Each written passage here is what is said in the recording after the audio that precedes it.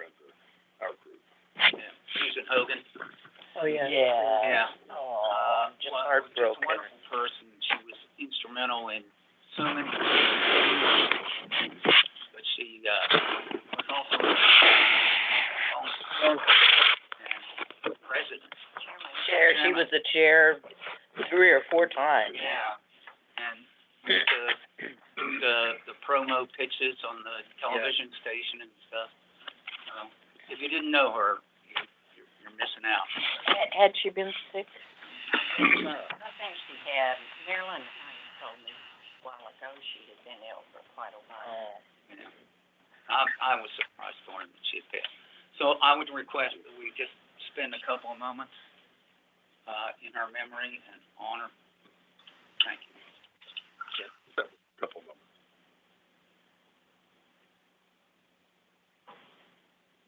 Thank you. And I want to add, when Susan was on the Friends Board, she got us through a couple of really rough times with budget cuts, et cetera. She was a huge champion of the mission of public broadcasting. Of course, she was a champion of the arts in general, but she was a real true friend of West Virginia public broadcasting. We were sad to hear that. And I wanted to ask, I almost called, did the friends send some flowers or something? We did not.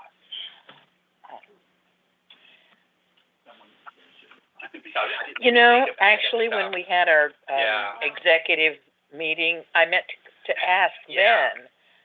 I mean, it just slipped my mind. So, if there's something we can do in the meantime, maybe. I don't know if she had children, or she may have had stepchildren. I do not know. Her husband was already deceased. So I'm not sure what family there was. I don't know that either. So what just a suggestion, let me go back and see, and the friends can make a donation to one of the causes that may be listed in the name of Friends of West Virginia Public Broadcasting. That's something you all can vote on. Yeah, I would like to move that we do that, if that's what it takes. Can you put an amount there for me? May I make a recommendation? Yes. She and her husband Bill were very much involved in the Mojo House for the Arts that's in Wheeling. It's an initiative for youth, and the whole building's devoted to art of different kinds.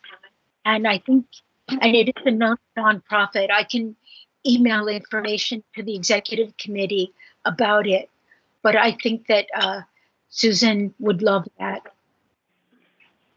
Okay. All right. Good. Bonnie, is that what you'd like to That's sure. recommend? Go ahead. What was the concern called again?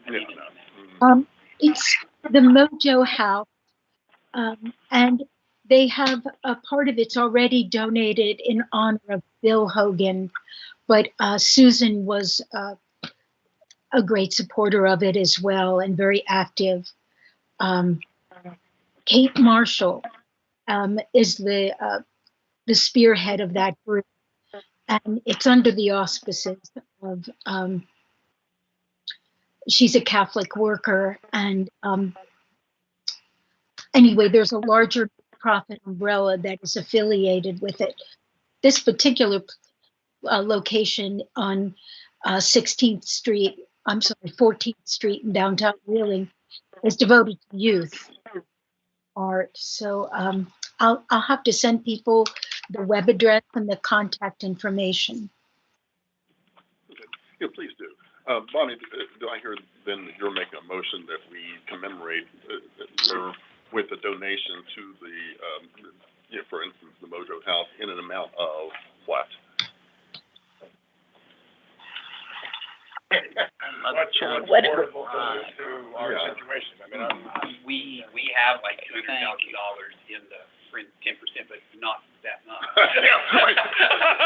Let's stop short of that. Okay? Well, can we $100? Oh, I would suggest 1,000. Okay. Oh. Okay. Well, for somebody who's been kind of a friend to us, indeed, why not just probably say, That's right. I'm sure her work saved us Yeah. much, I much just more wanna than be $1,000. sure that So good. we do Is that something. it? Yeah. Up to $1,000, Bonnie, is that your That's motion? right, sure. Okay, and the second? Okay, moved and seconded, thank you. Discussion? All in favor, say aye. What is Oh, sorry, Ben. I move. I'm afraid. Mhm. and I love Susan and I love what we're doing here. I think we want to be really careful about what kind of precedent we're setting. You know, You mean in the and the amount, yeah, I mean, she's worth 1,000, you know, and Right, Right. you go. We may hold Yeah, it. that's Let's why I just- looked at you, Okay. because I don't know if we have like a standard that we've done in the past. What we've done in the past is usually send flowers, like you said, is usually what we try to do. I much prefer a donation. Yes. Yeah. For sure. I think $1,000 is probably, Excessive. excessive. Okay. I do. Mhm. Only because of, in the future. Right. Is I there like $100. Okay. We will make that happen. about $250? I don't know. It just sounds, auction. No, I don't know. It sounds like a It just bidding sounds- auction, It just sounds, yeah, it sounds like a good number. I don't know, but anyway, what is the amount? I would think it needs to be more than 100. I would think between 250. 250 and 500 should be accepted. If we could give the, director, Okay, Let's so try that. let's say, I move if you will amend your motion to $500. Fine, I didn't even, all right. I was just waiting for suggestions. I don't care. Donate $500. Any discussion? All in favor, say aye. Aye. Opposed? Okay, that motion carries. Thank you. Oh, that's right. Got it. Mhm. Good. Okay. All right, let's look at our minutes and, for the purpose of approval. Move we approve as distributed. Okay. I have a question, Mhm. on grants. Is this, tax credit federal or West Virginia only?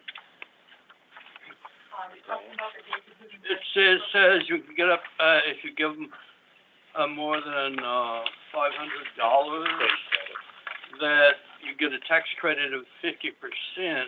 State credit, Huh? state income tax. Oh, okay, are we eligible to do that? We've already given all of those away this year. Oh, Yeah. okay, that's all I They're wanted. very valuable. That's at the end of my question. Mhm. A second. Okay, great. Maryland's all over it. All right, it's been moved and seconded that the motion, that the minutes be approved as distributed. Discussion? I missed 2 seconds. Mhm. Oh, okay. All in favor? Aye. Any opposed? All right, that motion carries. All right, next we have the treasurer's report.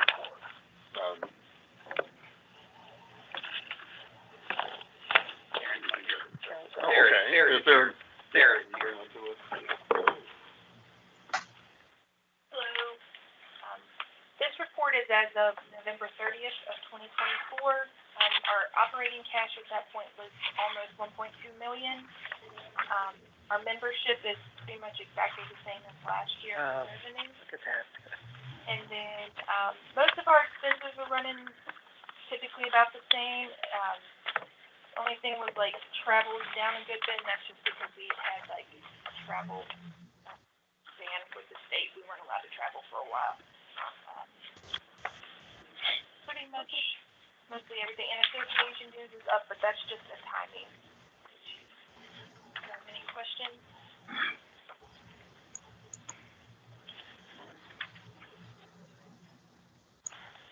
Okay, thank you. Move to accept the, or receive the treasurer's report. Is there a motion? So moved. Okay, moved and seconded. That is not seconded. They bother me.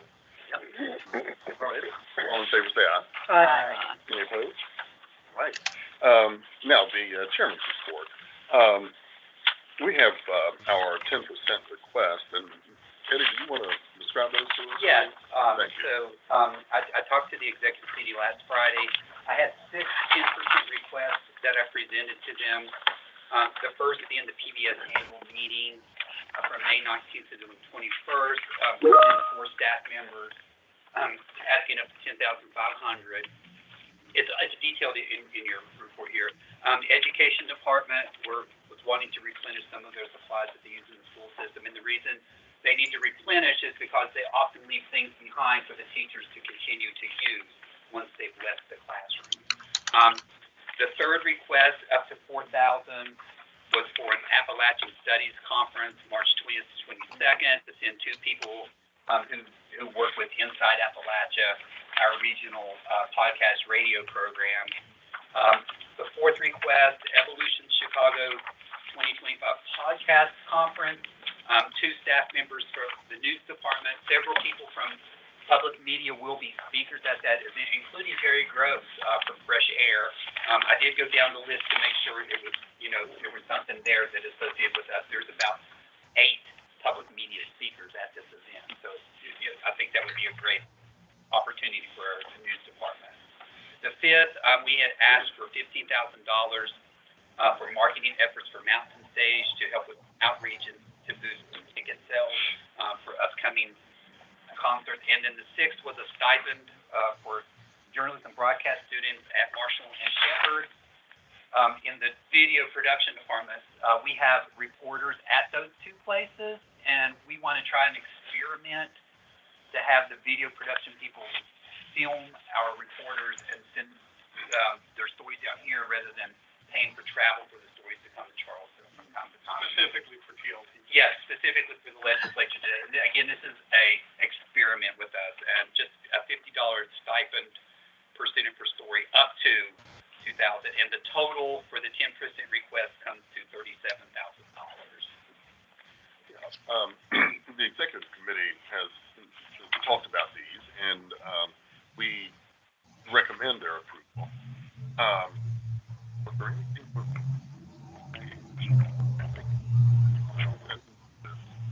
altered today? Yes. Okay. It was whether or not you want to retain somebody to watch legislation. Right, okay. So we'll go ahead and do this, and now, if anybody wants to take these separately, that's fine. But as I say, the executive committee has at least gone over these and recommends their passage, but that doesn't mean that it should be passed if you all don't want to, if you all want to ask more questions. Rita. I'd like to ask about Mountain Stage. Yeah. Sorry. It's a pretty big number, and I guess I kind of thought it was kind of self-sustaining from its different things. So I guess Do you want to take that? I just have to understand So, I what mean, that input has to when be. you say self-sustaining, Well, we often do not sell out in Charleston with ticket sales for various reasons. One of them being, we really need to improve our marketing of that to make people more aware of the Charleston locations. When we go on the road, we often sell out at those locations because we're not there all the time. But here in Charleston, we've run into people who are not even aware that we're doing the program. So increased marketing brings in more ticket sales, brings in more revenue, which helps us continue the program going, without any problems. so you've looked at what you think that investment would bring back. Yes, yes. But when you say self-sustaining, we still Well, have, I guess I thought from we the still have to get- national stuff, and of course it's advertised on at least Right. radio, I assume, on television. so we do get a percentage of carriage fees from the national distribution from NPR. We don't get all of the carriage fees. Another thing, we do get money from ticket sales, and we do have sponsorships in the form of underwriting. Those also have dwindled a little bit, and it's important for us to market to organizations and businesses to let them know the importance of associating with Mountain Stage in order to keep the budget strong. You have somebody does that. We have that, For those yes, underwriters. yes, we The do. Friends supported some marketing efforts last year, to what I feel like was great success. Yes. And we're talking about, going from a marketing budget of 0 to Yes. a marketing budget of what you guys approved for us. Right. But outside of earned media, which we still rely a ton on from the newspaper, and our free promo that we air incessantly on our airwaves here, we do a certain amount of business that way.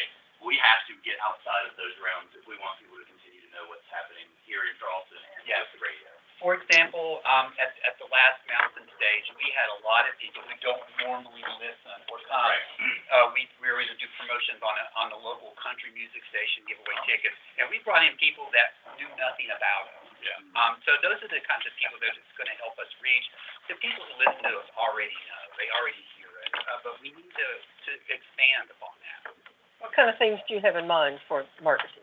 Oh, it's all basic stuff. I mean, we can spend 15 grand pretty easily. You know, we could do all that on social media between 24 live events every year. Just a little bit of that, social media would take up a great deal of that. We do have a banner trade with the newspaper as well. We have been able to purchase full color, decently sized advertising, in addition to digital advertising, with some help from the newspaper as well. So, I mean, I don't have a line item budget for what we will use this money for, because that kind of varies. Some shows sell well, some shows don't. And we will base the funding and marketing efforts on those levels as case by case basis. So, and also to add to that, one of the benefits of when we do out-of-town shows is the out-of-town venue often helps us market. Correct. When we go out of town, it's up to them to market the show. Yeah. Although we often do help, we want to make sure that there's as many people as we can there. So, it is the host's, responsibility to market us when we're on the road. What kind of attendance percentage wise do you do when you fit the bill? I mean, where are you at?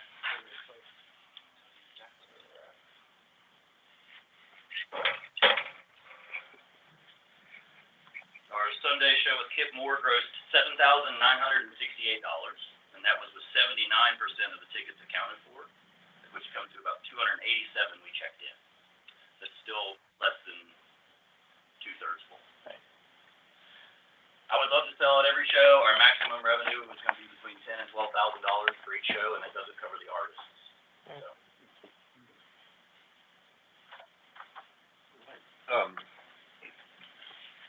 Is there a motion at the 10? Oh, go ahead. No, I'm sorry, I and really, wasn't trying to, just more as understanding. Yeah. I move we fund all of these 10% requests that Eddie has asked for. is there a second? Okay, thank you. And I have a comment. Good. Go ahead. As I said at the executive committee meeting, from time to time, we would like, I think the board should hear, the result of having spent these funds. I mean, when people go to these conferences, it would be nice to know who went. It would be nice to have just maybe executive summary or just bullet points of what was learned that is new, that person brought back, that we're not doing, that would help us. And in this instance, talking about the $15,000 for Mountain Stage, it might be fun to know exactly where that went. It's just a little more feedback. This is the public's money. And I just think that this board needs to have a little more feedback about the results of having spent it. Really, you were about to say something a while ago, and I don't know that I got it, that we got to hear it when we were talking about right before we talked about Mountain Stage. Was there something you were going to say? Actually, my question Okay, is good. about ticket sales. Great. Okay, good. All right, it's been moved and seconded that the 10% request be approved. All in favor? Aye. Are there any opposed? Okay. All right. Well, thank you. That motion passes. Now, let me say something about two things. We went to see Henry Louis Gates in Huntington, and we were part sponsors of we here were sponsors of session where the students at Marshall got to have a more private audience with him, and we were able to give away some books so that they could have those to be autographed and to talk about even while they were there and to read afterward. I saw Eddie there, and his glow at that whole thing was all about what we were able to do. And again, there's a real heartfelt devotion to public broadcasting. This is the kind of thing you hear. And we have every reason to be proud, and Eddie pointed that out to us when we got there, of what we were able to do to try to kind of further the mission of public broadcasting and the shows we have and the things we do. And so I wanted to say that. And then we've got one other thing we need to talk about, need to take care of. Eddie, go ahead. Okay, so every year, the Friends usually sets aside a certain amount of money to have someone monitor legislation. Last year we kind of did it kind of late.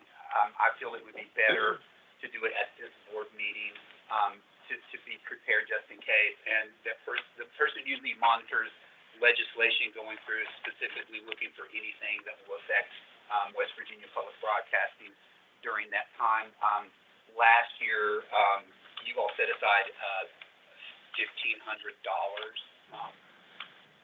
So I just wanted to bring that to your all's attention. It probably would be better to set that aside at this meeting than to wait till the session starts. I mean, you said 1,500, didn't it? Wouldn't it? 15,000. Yeah, Right. 15,000. Right, so it's 5,000 a It was month? initially 5,000 and it was increased to 15,000. Okay, okay. How much? It's 15,000. 15,000 last year. Is that what we paid her last year? Yes, Is that what we was paid? what the purchase order was for, yes. I have a copy. Yes, and that was negotiated through Brian last year, yeah. And that's what we paid Hallie Mason, is that correct? Yes. Very brief. Well, I have a question, because it seems like we were really caught unawares. Okay. I have to say that it slipped by me that we paid a total of 15,000. I knew it was 5,000. I knew we were late. And really what we were doing is simply getting information. It wasn't like we were influencing anything. I mean, there's nobody really cared about what we said to influence. So, you know, that was something that's kind of slipped by me. Of course, everybody was kept, I mean. Oh, absolutely. That's right. We weren't unique at all. It just affects us. That's all. You know, discussion about that. Does anybody want to talk about the, whether we need to have a monitor? I mean, I think we need to have a monitor. It's just a question of how we do it. And again, this is just to set the money aside, not to, decide on anything at this point, just to make sure. Has there been a monitor before? Yes, you all. Well, it sounds to me like a great idea. I mean, sure, you have to keep a close eye on those people. Well, that's what we did. I guess my question is if it's just for monitoring, do we realize anything from that we don't already realize by covering it for the news? If they're not intervening and lobbying on our behalf, I don't. But the only thing I can say is that we gained their listening strategically, but I think there's more to be said there. What do you go ahead and explain? There are efforts all around the country. With am I hearing that you're wondering how that differs from what we cover in the news department? Yeah. I'm asking, do we get appreciably more information from her through her efforts or that person's efforts? Absolutely. Okay, that's what I wanted to understand. Because she's there at the committee meetings when, or the budget hearing, you know, and works with the finance committee to find out what's included or what's impacting our organization. Okay. And the news, as you know, is very superficial. The horse has already gone out of the barn, but that. Yeah. I'm not talking about what's published. I'm talking about what is picked up through the news team on its own. But if she's there, essentially working as a lobbyist, that's a different venue. And So where we're using it, to speak on the news, because, you know, Eric did bring this to my attention as well as introduced. It's just the difference in what our reporters can do as opposed to someone working in the background. Our reporter's goal is to simply report on what is happening. They are not to become a part of anything. They're supposed to remain impartial on all things. Sure. When we have someone monitoring, they can do discussions with people that our reporters are not allowed to do. Right, and being in the committee rooms or even in the halls, you know, listening and talking to people, this person picks up information and who can get that to us immediately so that you can act. If you hear a train coming down the track, you know, before it hits you, you can get there and talk to them. If you have somebody on the ground who is that's what I wanted to understand because, I mean, we utilize lobbyists ourselves, and I know the benefit that we get with them. I just wanted to understand that this was the same thing. So. Yeah, and there's a difference too between monitoring and lobbying. Right. Because our monitor last year, for instance, couldn't go talk to the committee chair on our behalf and, you know, and try to influence at all. All she did was report back to us what was coming out of the committee and how it was going to maybe affect us or our budget or whatever. Sure. Yeah, I know, Okay. and in national news, heard this morning that there is some rumbling, in the Congress, United States Congress, an attack on NPR and cutting funding. Oh, yes. Cutting funding on NPR and Part of Project 2025. or whatever. And it comes down, then that comes down to us, because when that starts on one level That's right. politically, then you have people on this level politically acting Given appro- all of that, should we consider a lobbyist instead of someone just to monitor? Because it seems as if this legislature is going to inherit, even a more difficult budget situation than in previous years. And we know what happened last year. I'm certainly very pessimistic about what else is gonna happen. It seems, and I don't know how much money we're talking about. We had lobbyists years ago, but I don't recall what the amount was. Well, I think the question before us is whether or not to set the money aside. And then we can decide later if we want to use it to hire a lobbyist or a monitor or do whatever But with then it. how much money to set aside, because we need more to set aside. Well, that can come later, I think. I think Well, we can have, that can be a decision that's made, but I think initially setting money aside is a good idea. Right. we can schedule another meeting to, do more if we need to do more. The good thing is we do have a very professional person. I mean, I've known Hallie for quite a number of years and known what work there, and, we're honored to have somebody who's a real professional there and can help us know when to turn that over to something that's a little more assertive. And of course, she used to work there, so she really knows the inner workings of the. I wonder if it would be appropriate to ask Hallie, what her prices would be if we wanted to, employ her as a lobbyist, in addition to someone who just listens. And that way we would know how much money to set aside. Well, do we want to do this now and then, because that at least equals the amount we had to observe last year, so we know we want to observe. And should we go ahead and give the executive director the authority to spend up to a certain amount and then go ahead and ask that question to, learn what we need to do if we need to do more? Well, I move that we encumber $15,000 for, not a lobbyist, what's the other word? A monitor. Legislative, thank you, David, for legislative monitor for the upcoming legislative session. Okay. Second? Second. Moved and seconded. Any further discussion? I would just like to know, I'm definitely in favor of having a monitor, but we definitely need that.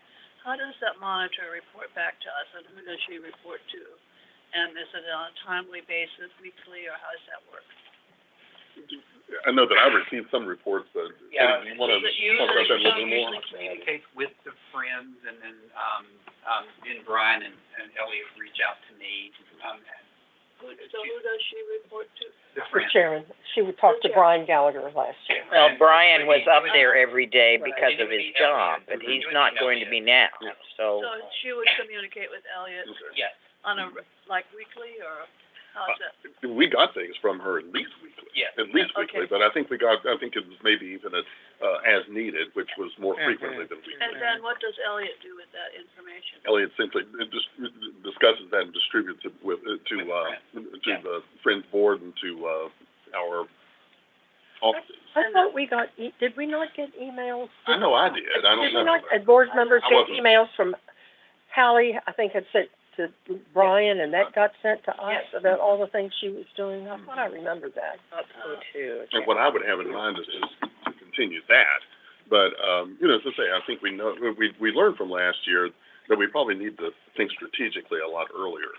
And particularly this year, we probably need to think strategically a lot earlier. And that's why it's important for us to know the answer to that question. What would it take to convert that to a more intrusive relationship, right? And the individuals on the board can also lobby, right?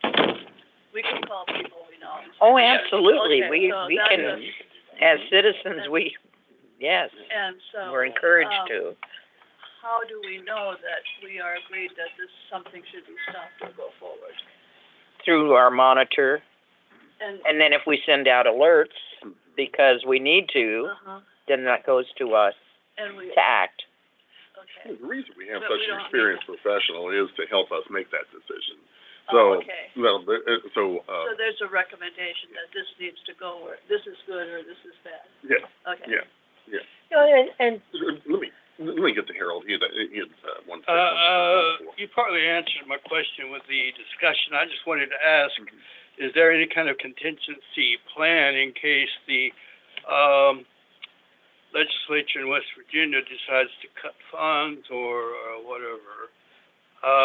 From my experience in Georgia, the two Georgia senators, wanted to cut funding to Georgia Public Broadcasting. And even though that, was a Republican state, very strongly, I guess, read at that time. Anyhow, there was such an outcry from the public because, they were cutting away things people enjoyed and needed. And so these two Republican senators very quickly shut up. But, we got to be aware that this is a possibility and do something about it. Be prepared. Don't be caught by surprise. Well, an Well, educated observer wouldn't be able to give us the same kind of quality of information. But, fortunately, working with a legislative professional like her, we ought to know. We ought to become advised and understand a little more fully when we need to do something as opposed to when we just need to listen. Elliot, I don't know if this is the appropriate time to bring this up, maybe. The issue that the bill that was passed last year that put the Friends under the Department of the Secretary of Culture and History. And that is a done deal. And are we doing anything to do away with that legislation, or we were all, I know, noticeably upset about the whole thing, but what have we done about it? Well, when you look at our narrow slice of the pie, we get to talk to our own people. And one of the things that and maybe this is more personal observation of what was going on last year, but as we talked about it, we realized there's not a whole lot we can do about this. We talked and wrung our hands and did all that throughout that from the time we learned about it. But we don't.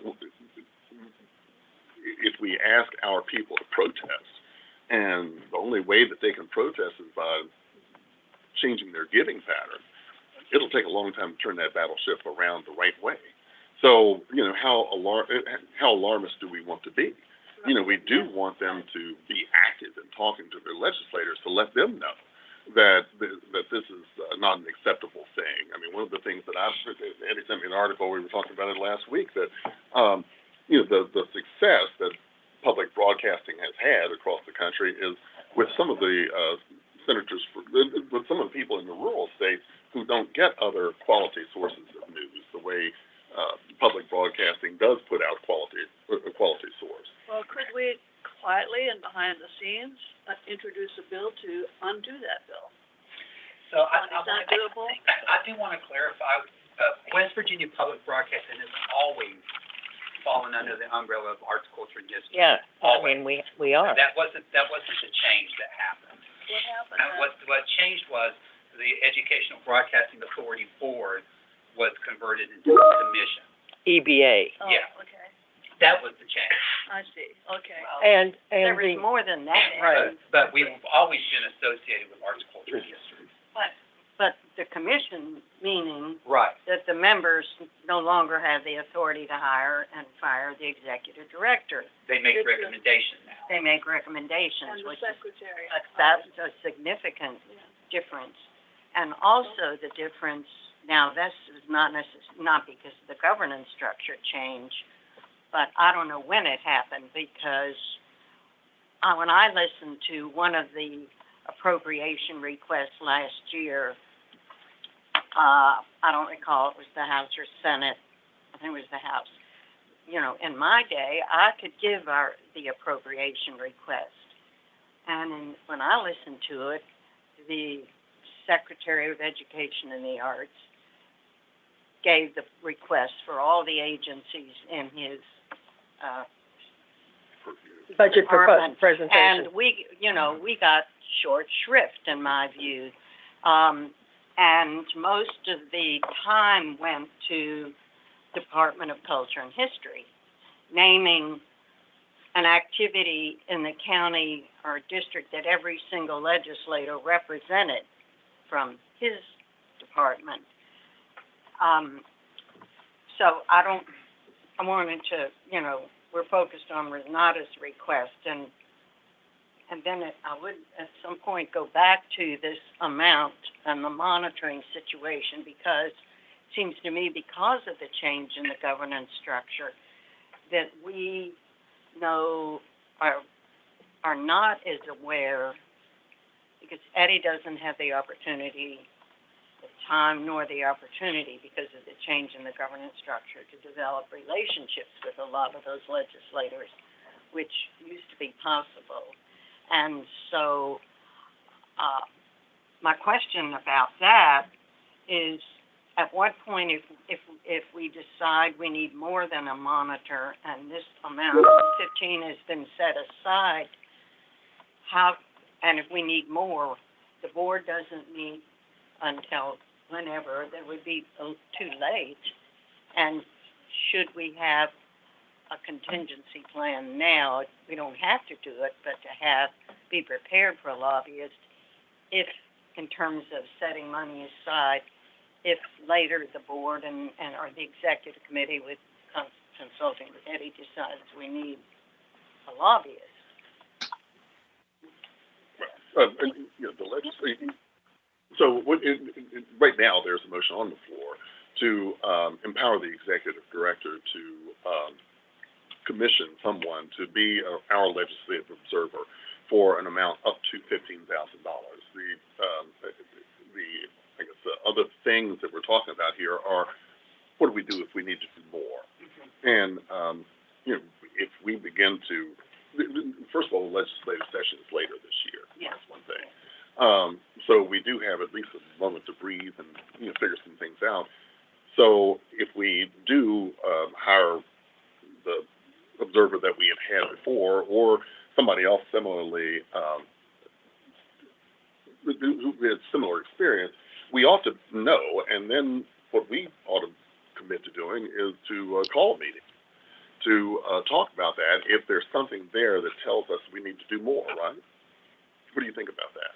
Yes, you can call an emergency meeting, you can go to electronic meeting. And sure, that's what I said, and, you know, if we need to amend this, then we meet and amend it. Right, okay, good. But, you know, I'm sitting here thinking, because we don't know what's happening, we do have that extra time, but we're also just following an election. We're putting different people into different positions. We have a new Senate president. Where's he coming down? I think the House Speaker, I think he tends to be more favorable Yes, I to agree. public broadcasting, which would mean maybe he would stop anything that would come from the Senate. The current Senate chair of finance may not be there in that position again. So things we need to figure out who's who and what's what, and go from there. Yes, It sounds like this. yes, I think you're right. I mean, you having served in the legislature, I mean, I think it would behoove us, when the vote actually is cast for the new Senate president, to go and visit him. Absolutely. Maybe Eddie and Elliot, and let them know who we are. If it's who we're saying it's going to be, from Tucker County, right? Yes. Now, he's been nominated, but there are other names floating around there, and one of them is the Senate, yes, the finance chair. But I think we need to go back and do it the old-fashioned way, face-to-face, knock on the door, introduce ourselves. Laurie Ruberg had something. there. Harold, I wanted to get sorry. Laurie Ruberg, okay? Laurie, please. Thank you. I just want to read something from our bylaws. in section 5 of the bylaws, it says that the corporation shall not participate or intervene directly or indirectly in any political campaign on behalf of, in regard to public office, but also we are not to be involved or participate in activities consisting of attempting to influence legislation. So in the past, it's always been that we can pay for someone to monitor and keep us informed.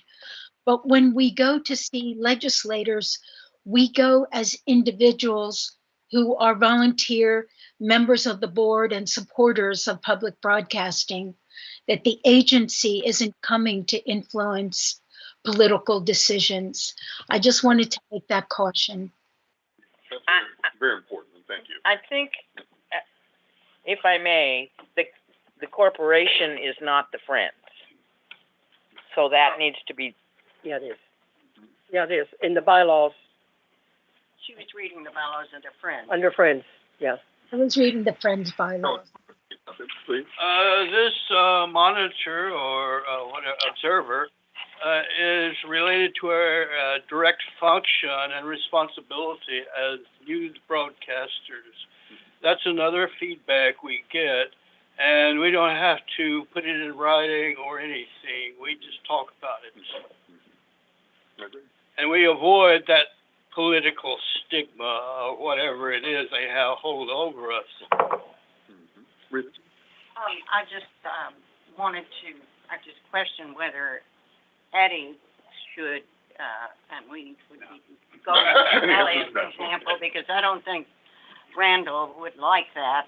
And again, it puts him in an awkward position, but I think. Are barred from any kind of law. that's what I'm saying, employees, we can do that. You can, absolutely. So I think that if, Betty, I think that's a very good suggestion, and any of us, I know, would be happy to go with Elliot, when our schedules permit, and I think it's a great idea to introduce ourselves and welcome him in his new position, or whatever, so I'm happy to, any of us, to help with that. If I may just throw out my, how to lobby dog and pony show thing. This is nothing new. I mean, we've had issues as long as I've been around public radio, okay? Different issues where we've had to deal with the legislature. And when we have had to call upon the members to talk to their own people, that we find that they're listened to, because many of the people who listen to public radio or who are very involved with it in their own communities are movers and shakers who are known by these legislators. And your constituents, is the point. Is the point. And when they talk to them personally, that's the best you can come up with. And then they, this is the way it is back home, and she's really, and it means something because they listen to those folks. And I've this has been my experience, and even when I was serving, some of the people who didn't know, never heard public radio and only listened to country and Western music on the radio or whatever. When somebody from their community makes the argument with them, it sways them. So I think that that's really important. Bonnie, isn't it, as a board, we're not allowed to send out a notice to all the members saying. Sure we can. Isn't that considered Oh, grassroots yes, we lobbying? can. Well, all of what members? Grassroots lobbying? To all of what? No, to all of our listeners, all of our Friends members. I'll tell you, it's We an can awful tell fine them, we line, can yeah. tell them to go talk to their representative, It's because awful. this is what's happening It is to an us. awfully fine In line. fact, we've done that. We've done, that's what I'm Right, saying, right. that's, Well, I mean, and it's still. been effective. Yes, it When has. we do send out those alerts, because they're listening to the people in their communities who are known. And just want to make it clear, this is not a state agency, okay? This is a private 501c3 nonprofit organization. We are not a state agency. Right. That's the Friends. That's right. Right. You can Yeah, combine this with a fundraising letter saying, we are worried about our funding from the government. We need to get a little backlog here from you as a pad in case something happens. In other words, Elliot can send out something. Yes. From the Friends, right? You cannot. Correct. That's the point. Okay. Let's see, Richard, you were gonna say something. Can we hear from you? Oh, you're on mute.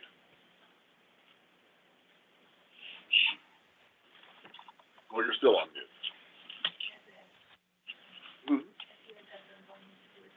Okay, do you have headphones on, Richard? We can't hear you. Well, he's serious about what I would say. I'm afraid we can't hear you.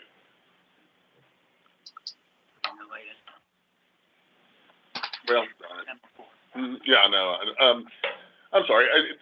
Somebody was saying if you have earphones on, there's a different way to do this. I don't know anything about that. Are you? Can we try? Is there anything we can try to hear you? You can type his question into the chat. Yeah, no, maybe. Well, I just can't see it. Can't even He do does. that. He does have a question in the chat. I can read it if you can hear me. Oh, good. Okay, well, go ahead. Okay, so he says, can we convene a working group to investigate the options and costs of doing this? I would nominate Rita to lead the fact-finding group, and I'm happy to participate. I don't know if that's what he wanted to ask, but that's in the chat. Okay. Well, we do have something, more than one way to do that, right? We have a motion on the floor, and we're going awfully far afield to the next thing that we would think about. The motion is that we empower the executive director to spend up to $15,000 to employ a legislative observer or monitor for this session. Any other discussion? All in favor, say aye. Aye. Are there any opposed to that? All right, that motion carries. And what we need to do, it sounds like, is to at least create some kind of a framework for, what we're going to do once this all happens, once we have once the legislature starts to gel a little bit. It looks like we have a framework for what we're going to do. I'll certainly pass anything I hear onto the board, and you all can observe those triggers if you want to say, all right, let's get together and do something. Let's talk about it. We certainly did that last year. I mean, there were some in my office or some other places. We certainly got together and dealt with it to the extent we could deal with it. So we'll continue to do that. Is there anything else that anybody wants to say about that, about how we move forward with a contingency plan in case there's something that directly affects what we do in the legislature? Yeah. Those of you who attend do they call it the EBC now? I mean, okay, meetings, we've lost 2 members, correct? Correct. Did the legislation cut that down? That's correct. And is there any talk among the existing members of the board, the body itself, about cutbacks or anything? Nothing at all? Okay. We actually presented our budget, and it was flat, for the next upcoming fiscal year as last year. Okay. So we've already submitted that. And no blowback at all? No. Okay, thank you. I was at the hearing where it was presented, and I did get to speak. Really? Yes, I did. Oh, marvelous. Okay. Let's see. Richard, did we do all that on 10% request? Yeah. Okay. All right, now we'll have, if it's okay, we'd like to move forward with the committee reports. Renata, do you have anything else? Renata had another Yeah. question. This is not the legislature, but the governor. What do we do if our new governor, who we know is very ideological? Renata. What do we do if the new governor decides to replace Eddie with ideological, Work with the person they provide to us. That's it? We can't, there's nothing, We can't employ somebody else. Eddie's a state employee. That is correct. So he could just replace you. Well, he would tell the Secretary of Well, of Arts, course, Culture, and yeah, History to yeah. replace which you. of course is his creature, you know, so. It's a pleasure. No, I mean, that's, Well- The world we live in. And if He's an this is, at-will employee. Yeah. At will and those but what if compensation. it, you know, there's an effort to appoint someone very inappropriate, very ideological, very, against public. This is what's happening, you know, Sure. that people who are against the organization are become the head of it, Mhm. to destroy it from the inside. Mhm. And that's it. We don't, there's nothing we can do. All we can do is give or not give. And, once we start to interrupt giving with, by pushing our ideological, well-founded ideological concerns to the front, you know, how do you turn that spigot back on? It may be counterproductive. Oh, absolutely. And that's what we thought last year. I mean, as, difficult as some of the things were to hear about the plans, for the Friends, what do we do? And, you know, all we can do is trigger our citizens to get out and say what they need to say about this, and do that in our individual capacities, but otherwise, officially, we can give or we don't give. But, I mean, that's a good question, Renata, and the flashpoint, I think, would be if the new governor appoints a different secretary of the arts, culture, and history. That would send us a message. And that would probably not be a good message for us. And actually, we expect that to happen, because the current secretary has said that he was retiring. It is what it is. I mean, you know, the governor's gonna appoint all his minions. It's important to have a good relationship Yep, so that means with the governor. if we get a new one, we go and talk It's to a him. relationship Or her. issue. Sure. We do everything we can to build that relationship. Correct. I just want to clarify that Secretary has not said he's retired. I didn't think so either. No, he has. No. I didn't think so either. I believe it when I see it. Yeah, exactly. Okay, all right, for the committee reports, do we actually have anything from nominating committee? Rita? No nominating committee report. Okay. The audit report, Lori, do we have anything there? Just to say, the audit report was approved, and, it was distributed. I don't know why I'm getting feedback, but, the report was distributed to the, executive committee, and it should be made available for all the board members to view. And it will be posted on the website. So the work is done. All right. Any other committee report? Okay, staff report, please. Okay. Thank you all for being here. I will go as quickly as possible because I know people have other jobs and stuff to do. I just want to let you all know that the staff here does an amazing job. I am so thankful to have the staff I have, and I'm going to go through a lot of the things that they've been working on. But of course, this does not encompass everything they've been doing. I'm just going to hit some highlights of some things that the people around here are responsible for. And they do such great work, as Marilyn will tell you. We did receive a gift this week of $50,000 from one of our members because of the things I'm going to tell you about. And it was unrestricted, so we'll be able to use that however we want to. So there's the lobbying money. I mean, it was a great thing when it came to the door on Monday, and me and Marilyn were real excited. I thought at first that it was $50, and then I said, wait a minute. There's more zeros. That's a comma and not a period. Right. So, I mean, I wanted to start with that good news, because what we do, our listeners and our viewers, they really do believe in us. They really honestly do, and that check proves that. Whether it's $1 that someone sends in or up to $50,000, hint, hint, anybody right here wants to increase your gift. So among those things we're doing is we're preparing for the future here with the digital age, how our content is being distributed to people. We're continuing doing the old method of over-the-air through cable systems because we have to do that. The majority of our viewers and listeners still consume it that way, but we know people are changing their habits, and we need to be where the people are. So I'm going to start with West Virginia Public Broadcasting. Our live broadcast, TV broadcast, is going to be offered for free over Amazon Prime Video.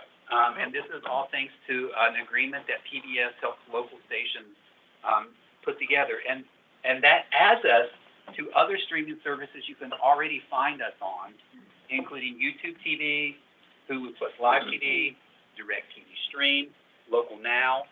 We're live streaming on the PBS app. We're live streaming on our own app. We're live streaming on pbs.org. We're live streaming on our website. So these are other ways the new ways people are watching TV, and we're there. We already have on demand through the PBS app, and you get an extra benefit when you have your Passport account. Radio as well. We're streaming on the WVPB app for those of us like me who walk to work with earbuds in and don't have a radio on it. You can stream us through Apple Music. We're on Spotify. We're on iHeartRadio. We're on the NPR app, and we're on the NPR website and our website. So again, we are, changing with the future, and I always like to think that we're a legacy company and a startup company at the same time. So I just think that's really great for our staff. Eric's been instrumental as well to make sure that our news reports can be found in places other than our own sources. He worked over the summer with NPR, and you can now find our local stories on the NPR app mixed in with the national stories. And we are also now on Apple News, thanks to Eric working with them as well. So, again, I appreciate everything everybody's done. In the area of Mountain Stage in the video production department, we live stream when we perform at the Culture Center, video live streams, so people who can't make it to the concert can watch. And we do ask them to please make a donation to support this effort, and people do.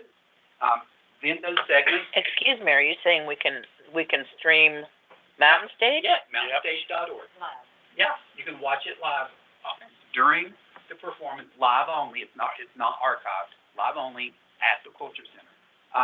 Then those segments are edited by our video production department, and performances from those are uploaded to a national website called ViewHouse, so people can see them that way.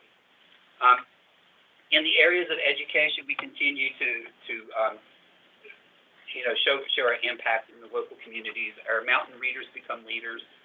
We started this last year. We've always done a reading program in schools to promote literacy, but we've always kind of gone along with the national trend and picked whatever book they were doing nationally. So we decided we would change that, and we would pick a West Virginia children's author every year. And to promote a West Virginia author this year, the book was by Matt Browning. He is from South Charleston. The book was Chicks in the City, and it talked about urban farming. Our education department developed curriculum around agriculture here in West Virginia that teachers are able to use in the classroom. We were able to distribute over 400 books. We had volunteers read in all 55 counties of West Virginia this year, and we read to 15,000 children. My report says 250. It was 15,000 kids. Were exposed to this book by a West Virginia author and got to learn a little bit about urban farming in West Virginia, which we're really not known that well for, but it does exist here. Our Daniel Tiger Little Learners program expanded this year. We started with 2 locations last year in a pilot project. We're now in 15 different classrooms through that, serving 250 kids. We're currently in the grant writing process to see how we want to move forward with that program. We haven't really made that decision yet. We want to go more with a program of train the trainer, so that we can kind of just release it to all the school system in the entire state, and people come to us for the specific kits and stuff in order to bring this program. And what this program does, it uses the Daniel Tiger's Neighborhood TV show, and it teaches kids well-needed social skills that they need to enter into the school system. We attended the West Virginia Reading Association conference in Wheeling We had a table there, over 300 people in attendance. We were able to present there. Our presentations were full of people. Education and journalism together. We picked our student journalists this year. We approached it differently. Children had to apply. They had to submit an audition tape. The news director, education department, and video production, all working together, picked 2 students. One is from Capitol High School, one is from George Washington High School. Again, this program, it helps the kids learn about journalism, but it's also part of civics for them in their school system to learn about how state government works, and they get to teach us how state government works through the process. And our writers contest, that will start in January. That's always been a very popular thing for us. Mountain Stage, again, as has been telling you, the numbers will show up. 24 live events each year, over 110 guests, which cost a lot to go up. We're carried on 273 stations across the country. It's our only national program that we produce here, distributed nationally through NPR, and we're very, very proud of that. We just finished our 41st anniversary shows. We've been around for 41 years. Connor Knighton from CBS Sunday Morning on December 1st came in and guest host. One of those. Really? He really was. Hosting. And it was amazing to hear him sing the theme song. And of course, this past Sunday, we had David Mansfield was guest hosting. Of course, the reason we've been having guest hosts is while Kathy Mattea is our host, she still is her own performing artist, and she is doing her holiday tour at the moment. So she will be back soon. Joy to the World is this Thursday and Friday at the Culture Center. If you don't have your ticket, go to our website and sign up today. It's a great way to get into the holiday spirit. And I will greet you at the door when you come in and give you your program. He will. He will. Again, engineering worked with Mountain Stage to fix some of the issues we've had at the Culture Center. We have a new alternate audio path. Our live stream is now a little more controlled by us, and so that's really good news. Eric in form of journalism, Keelan Bailey added to the staff. We established our bureau at Marshall University again. Randy Oey came back part-time, and Eric will tell you this is the first time that he can remember his department has been fully staffed. In my tenure. Yes, first time. Congratulations. And so I probably jinxed it for him. Another great thing that has happened very recently, West Virginia Public Broadcasting has become a part of what is called the Appalachian Mid-South News Hub. We are working with NPR-affiliated stations in Kentucky, in Tennessee, soon to be Virginia, North Carolina, and Ohio. You don't know about that, but I do. And what we're doing is we're sharing resources. We're sharing stories with each other. They received a huge endowment, and we're able to hire specific staff people to work in this hub to provide us editing support as well as other things. And they're also going to for a huge grant from Corporation for Public Broadcasting to make sure that continues. And it's a great way for us to continue telling West Virginia stories rather than the outside telling them for us. And of course, as I said, we're getting ready for the legislature today. In area programming, we did our first radio drama in September last train to the Glen Alum. It was a really cool project, and currently staff members and some board members have read The Night Before Christmas, and we're editing those voices together. Kind of like a little fun holiday offering from the staff here at West Virginia Public Broadcasting. Christmas Eve. Yes. West Virginia morning, Christmas Eve. Yes. It's kind of, everybody's kind of excited about participating in that. Hey Cartooners, the documentary about Joel Huffman, Mr. Cartoon, has been released, streaming now, as well as being repeated. It's been really well received. WSAZ has asked to air it on their air. Awesome. And of course, we've said yes, as long as they do not put commercials in it, and they have agreed. So a wider audience to see our work. be 3 o'clock in the morning. No, no. Actually, I'll have to set my alarm. yeah, there. I can't remember what times they picked, but they've given us the dates. TV. Yeah, yeah. Oh, man. In the area of grants, we're still, moving forward with several grant requests to increase, what we do, our reach, make our programs that we do here way more strong than they are. We're applying for a national grant for American Revolution by Ken Burns coming up. That's due in January. And in the area of engineering, I've talked about the future, but we're still in the present, and our engineering department is keeping us on the air. They're fixing generators at Matewan, transfer switches here in Charleston, HVAC splits in Montgomery Hill, lighting repairs at Cooper's Rock, the list goes on and on. Lightning. We get struck by lightning. I'm shocked to hear it. It's lightning. Brian and I just talked, and we're getting ready to move forward on our plan to increase our strength in Elkin. Gosh. And that's my report, but if y'all have any questions, now's the time to ask them. Rita? Well, related to the minutes and the previous 10% request and your activities, I was just curious about your meet and greet events. We haven't you were gonna started go to, those. if you've had a chance to We do that. have not started those yet. Just be interested in where you went and what the reception was like and. Well, we haven't started them yet. Oh, So So far, so good. I haven't had any reception yet, so far, 100% great. As soon as this has been. Bonnie? Yeah. Bonnie? I just had a comment. I was one of the readers for the Chicks in the City, read to local school kids. And, is Matt Browning the owner of the little bookstore down there? Yes, South Charleston. He's the one who also wrote Golden Girl. Yes. He's a huge Golden Girl fan. Yes, I know he is. I personally didn't care for the book, but that, I started out and with writing 2 words on the board, and these were second graders. And I said, these are the 2 words for you to learn today: urban and rural. Yes. And then I went on to explain, and I said, can anybody tell me what either of these words are? And this little girl, her arm shot up, and she said, is that like an urban legend? And I didn't know how to answer that.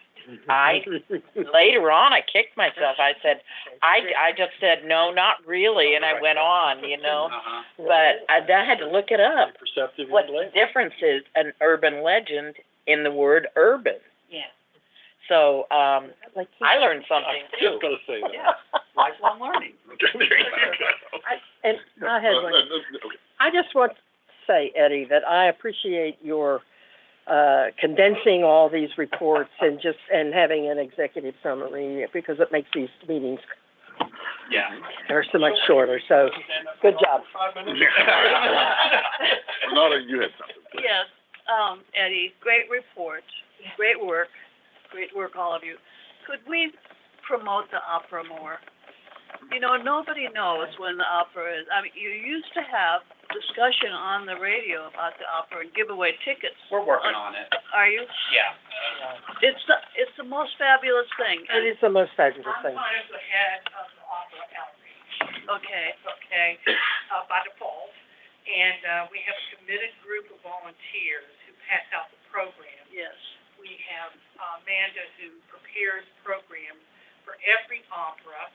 We put them out there, and I'm talking to Matt about trying to promote this more as we come up, because PBS has an opera. Yes. That they do that once a month.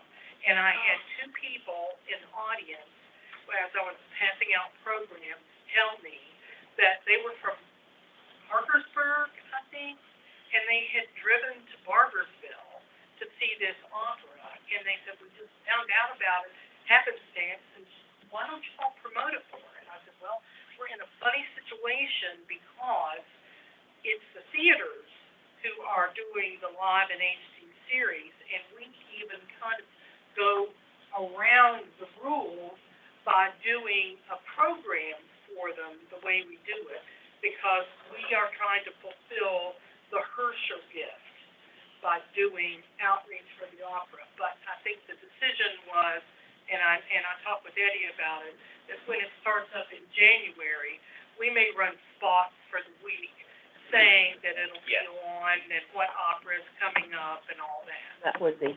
Yes. Marilyn, when someone buys a ticket to that, down in Nitro for the opera, is it $25 or $20? No, I think, and how much of that does Regal Theater get to keep, and what happens to the rest of it? Well, it really gets into the thing of it, it's not our event. Right. That's worked out between the Met Live and the Right. HD and the theater. Yeah, we're not privy to that. Right. Yeah, and we Okay. don't know about that, and like I said, we're really not supposed to be doing promotion, whatever. The theaters, when I get there, sometimes they run off copies of something that's really ugly on copy paper. And then I flip down our full color program, which talks about all the underwriters, but then it's on the Friends Board, Right. broadcasting, So the program is great. It's really helpful. Is it possible to advertise in newspapers and they have these upcoming events and they have, if we, well, again, it's not our event. What we could bring to the table is our airwaves. Yeah. Okay, we can do that without having permission from the Met Live and HD. But we've heard, or rumored, that these events, what's coming up may or may not continue. So that's going to be something that, we may not have. But I think our airwaves, our broadcast airwaves, are something we control. We can certainly commit time to this and around Matt's program, and even, it's the perfect place for it. I'd be glad to be a volunteer, Marilyn, if you need one or anything Oh, related okay. to the opera, because I go to all of them. Oh, okay, thank you. Harold, yes, sir. More on the music theme, West Virginia still, even at this age, has a pretty nice, thriving, rich folk music. And kids learn how to play the guitar before they go to school, and things like that. And there must be an educational program we could offer maybe to those kids. Especially they would be attracted by, certainly, Mountain Stage. I mean, gosh. So Brittany's not in the room, but Brittany and Mountain Stage actually will go to the classrooms from time to time and teach kids about music. That's good. I'm going to suggest something else. Why don't you take a musician with you when you go and meet and greet? People are musicians. I'm not saying that you would not be enough attraction, Eddie, but that would be maybe also connect them to Mountain Stage and the programs that actually already exist that we have. Yeah. And you might even be invited to sing. Okay. Well, I can't sing. Well, that's worth the price of admission. Okay, anything else? May I say something quickly? Yes, please do. To go back to the opera, I'm the liaison. I think the Met sends me 6 free tickets for each performance, live in HD, each of the 3 places we show them in the state. And to tell the truth, most of those go unasked for. We've tried to connect to music programs and with very little luck. I think one of the things that the Met kind of expects us to do is to find ways, perhaps use those as benefits for new members, that sort of thing. 2 tickets, or you could say we have 4 tickets for everyone. That's every opera, first come first serve. 1 or 2 at a time, because we have to keep a couple back for people who are going, who pass out brochures and that sort of thing. But but we do have 6 tickets for everyone. I get them, and they're all e-tickets, and it's easy to distribute. So I'd be glad to help in some ways. I've been doing this now. I inherited it, I don't know, maybe 10 years ago. And so just before we leave the opera, just remember there are free tickets available, 6 for each performance. Besides Nitro, what other locations do you do the opera? There's Morgantown, and there's one in Huntington. Morgantown and Huntington. I thought Barbersville. Well, Barbersville. yeah. I'm a Northern Panhandle. I don't know these things, you know. Okay. He has been pushing for that Mhm. for years, Mhm.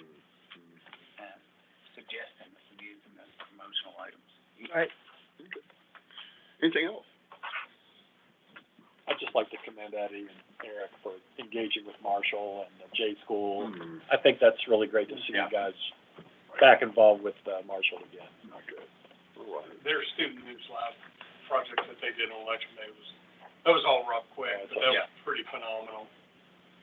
And it was great to see, 5 of our producers go down and help with that. Yes. That's real world stuff. You Yeah, can't beat it. Mhm. Can't beat it.